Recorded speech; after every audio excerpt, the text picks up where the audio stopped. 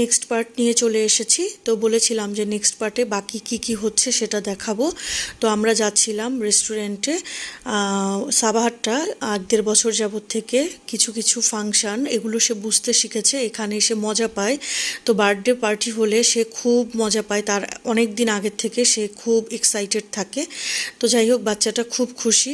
তার মুয়াজ ভাইয়াটা তার সাথে একটু খেলেনি, সে খুবই বিরক্ত। আসলে তার 104-105 ডিগ্রি জ্বর ছিল সেই দিনও ডক্টরের কাছে দেখিয়ে নিয়ে আসা হয়েছিল সকালবেলায়। তো মুয়াজের বার্থডের আসলে কোনো প্ল্যানই ছিল না, একদমই সাডেন একটা প্ল্যানে আমরা গিয়েছি। আর তারপরে হচ্ছে আমরা বাইরে একটু 4 ভাই বোন আর মুয়াজের নানা ভাই নানুমণি, আমার আম্মু আব্বু, মুয়াজের মামা খালা, এরাই হচ্ছে আমরা সবাই মিলে সামান্য একটু কিছু খাওয়া দাওয়া করলাম আর হচ্ছে একটু মুয়াজের ছবি তুললাম।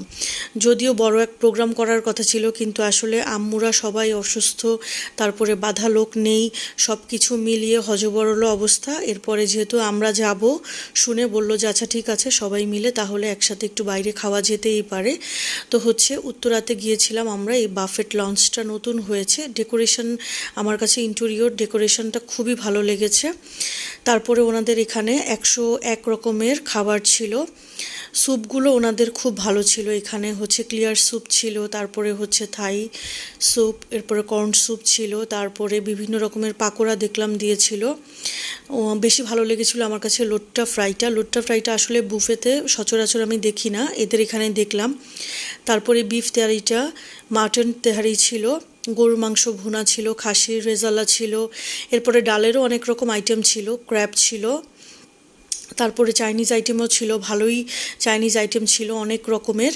এরপরে হচ্ছে বুটের ডাল দিয়েও দেখলাম যে হাড়গোড় দিয়ে রান্না করা ছিল, সাদা পোলাও ছিল। আর এই নর্মাল বুটের ডাল ভুনাটা কীরকম ছিল আমি জানি না, টেস্ট করা হয়নি। আমি আসলে কেমন যেন হতভম্ব হয়ে বসেছিলাম, খাওয়া দাওয়া তেমন একটা করা হয়নি। আর বিভিন্ন রকমের স্যালাড সেক্টর ছিল এখানে, স্যালাডগুলো ভালোই ছিল।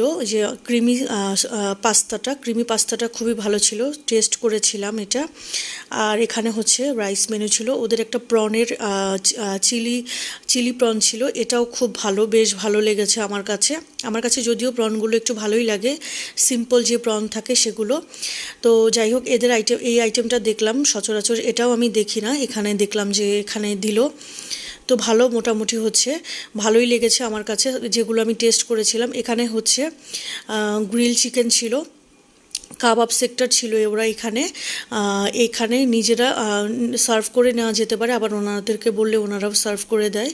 আর জুসের কর্নার থেকে আমরা জুস নিলাম। তো সাবাদ বাচ্চাটাকে হচ্ছে আমি আগে কর্নস্যুপ দিয়ে বসিয়ে দিলাম, সে যদিও খুব বেশি একটা কর্নস্যুপের আগে খেত না, তবে এবার দেখলাম কর্নস্যুপটা সে খুব এনজয় করছে। আর আমি হচ্ছে থাই স্যুপ নিলাম আর বিভিন্ন পাকোড়া নিয়ে বসলাম। ওদের এখানে রসুনের একটা পাকোড়া ছিল, আমি আসলে নিয়েছিলাম কিন্তু টেস্ট করা হয়নি, আম্মুকে দিয়েছিলাম, জানি না এটার টেস্ট কেমন ছিল, কিন্তু দেখলাম যে আমার কাছে নতুন লেগেছে। আর ওদের নুডলসটাও আমার কাছে বেশ ভালো লেগেছে, খুবই মজার ছিল।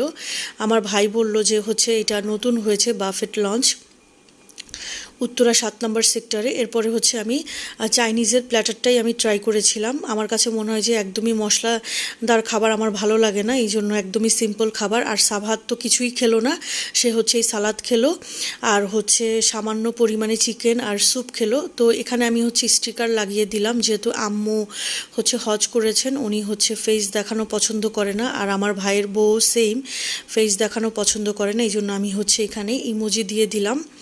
তো তাদের কেক কাটার পর্ব হচ্ছে। তো এখানে হচ্ছে পাশেই হচ্ছে ওনারা 360 ডিগ্রি অ্যাঙ্গেলের ভিডিও বুথ ছিল। তো এখানে আমি হচ্ছে সাভাতের আগে করেছে, এরপরে হচ্ছে তারটা নাকি ভালো আসেনি, এরপরে আমাকে নিয়ে সে আবার করলো।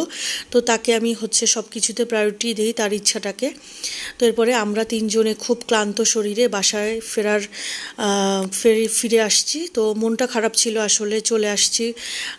আম্মুদের সাথেও বেশি টাইম স্পেন্ড করা হয়নি, তারপরেও চলে আসতে হবে। তো রাতের ঢাকা অনেক দিন পরে দেখলাম, একদম শান্ত শিষ্ট, এত আলো আর আলো, ভালোই লাগলো। আবার আমরা এলিভেটেড এক্সপ্রেস দিয়ে চলে আসলাম। আর আসার সময় বেলুনগুলো নিয়ে চলে এসেছে মানে কি অদ্ভুত অবস্থা সাবাহাতের, যাই দেখে। তো কেক আমরা ওখানে খাইনি, আম্মু আবার বক্সে করে কেকও দিয়ে দিল।